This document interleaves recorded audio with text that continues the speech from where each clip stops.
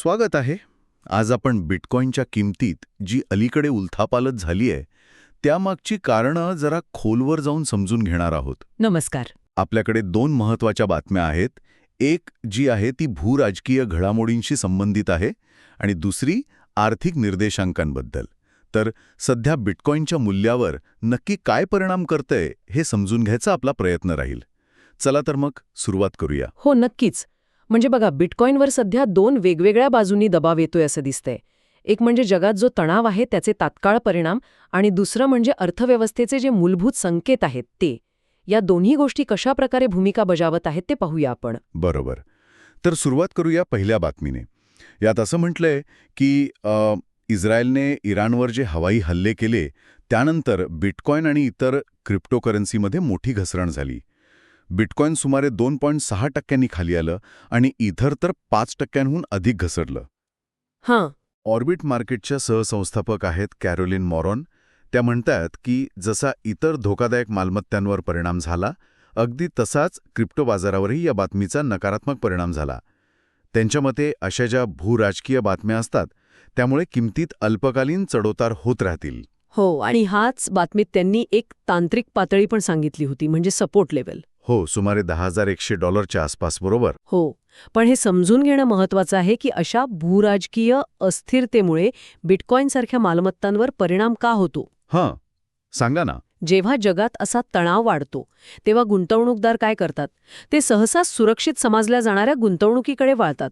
म्हणजे काय म्हणतात त्याला, धोका टाळण्याचा प्रयत्न करतात. रिस्क एव्हर्जन म्हणतात त्याला. अच्छा. आणि क्रिप्टो बाजार अजूनही जागतिक घटनांना किती संवेदनशील आहे हे यातून अगदी स्पष्ट होतं. हे जे अल्पकालीन चढउतार आहेत ते बाजाराच्या एकूण अस्थिरतेचाच एक भाग आहेत. पण ही अस्थिरता म्हणजे किती काळ टिकते असं वाटतं की बाजार लगेच सावरतो, पटकन वर जातो? ते सांगणं जरा कठीण असतं. म्हणजे भूराजकीय घटनांचा परिणाम किती काळ टिकेल हे त्या तणावावर अवलंबून असतं. तो वाढतोय की कमी होतोय. कधीकधी बाजार लगेच सावरतो, पण कधीकधी त्याचा परिणाम काही काळ टिकून राहतो. त्यामुळे जसं कॅरोलिन मॉरॉन म्हणाल्या, अल्पमुदतीसाठी परिणाम नक्कीच दिसू शकतो.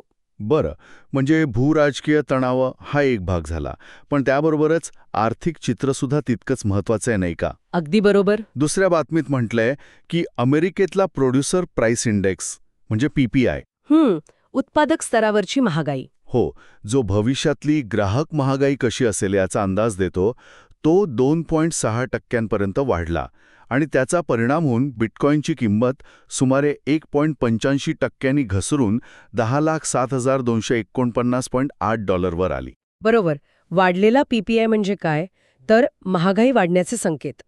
आणि त्यामुळे अमेरिकेची जी सेंट्रल बँक आहे, फेडरल रिझर्व्ह, ती व्याजदर कमी करण्याची शक्यता कमी होते. ते कदाचित व्याजदर स्थिर ठेवतील किंवा वाढवतील सुद्धा. ओके. आणि वाढती महागाई आणि व्याजदर वाढण्याची शक्यता हे साधारणपणे बिटकॉईनसारख्या रिस्क ऑन मालमत्तांसाठी नकारात्मक मानलं जातं. नकारात्मक का?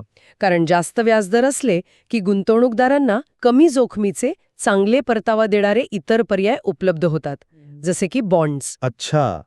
पण इथे एक गंमत आहे, म्हणजे एक विरोधाभास आहे. काय? याच बातमीत CME फेडवॉच टूलचा उल्लेख आहे. हे एक साधन आहे जे बाजारातील अंदाजानुसार व्याजदर बदलांची शक्यता दाखवतं. आणि त्याच्यानुसार या वर्षाच्या दुसऱ्या सहामाहीत व्याजदरात कपात होण्याची शक्यता बाजाराला अजूनही वाटते आहे. आणि ऐतिहासिकदृष्ट्या पाहिलं तर व्याजदर कपात बिटकॉईनसाठी सकारात्मक ठरली आहे. म्हणजे बाजार सध्या गोंधळलेला आहे असं म्हणायचं का? एका बाजूला महागाईची चिंता, दुसरीकडे व्याजदर कपातीची आशा. अगदी तसंच. बाजार सध्या द्विधा मनस्थितीत आहे. तात्काळ महागाईची चिंता करावी की भविष्यातील संभाव्य व्याजदर कपातीची आशा ठेवावी? कोणत्या संकेतांवर जास्त लक्ष केंद्रित करायचं? बरं, याच बातमीत काही तांत्रिक बाबींचा पण उल्लेख आहे ना, म्हणजे टेक्निकल अनालिसिस? हो आहे. त्यात म्हटलंय की सध्या बाजारात व्हॉल्यूम कमी आहे, म्हणजेच खरेदी विक्रीचा जोर कमी आहे. हे किमतीतील दुर्बलता दर्शवतं. तसंच बेअर बुल पॉवर नकारात्मक आहे, म्हणजे विक्रीचा दबाव खरेदीपेक्षा जास्त असल्याचे संकेत मिळत आहेत. आणि त्या फिबोनाची पातळीचं काय? हो, फिबोनासी रिट्रेसमेंटनुसार तांत्रिक विश्लेषण पाहिलं तर सध्या सुमारे 1,04,818 ते 1,05,908 च्या दरम्यान आधार मिळण्याची शक्यता आहे, म्हणजे सपोर्ट लेवल.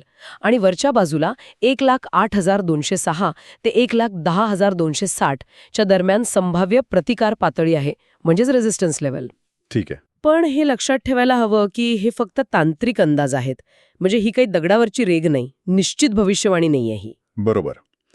तर थोडक्यात सांगायचं झालं तर बिटकॉईनची किंमत सध्या एका कारणामुळे नाही तर अनेक गोष्टींमुळे बदलतीये. जागतिक घडामोडी आणि आर्थिक ट्रेंड्स यांचे एक गुंतागुंतीचं मिश्रण आहे. कोणतीही एक गोष्ट निर्णायक नाहीये असं म्हणता येईल. अगदी बरोबर. आणि यातून सर्वात महत्वाचा मुद्दा काय निघतो तर क्रिप्टोकरन्सी बाजाराला समजून घेण्यासाठी केवळ किमतीच्या चार्टवर अवलंबून राहून चालणार नाही. त्यामागचा जो व्यापक संदर्भ आहे, भूराजकीय, आर्थिक डेटा, हे सगळं समजून घेणं अत्यावश्यक आहे. जागतिक धोका आणि व्याजदरांबाबतच्या अपेक्षा याबद्दल बिटकॉईन किती संवेदनशील आहे हे यातून स्पष्ट होतं. या क्षणी बिटकॉईन जणू दोन परस्पर विरोधी कथांच्या कचाट्यात सापडल्यासारखं वाटतंय.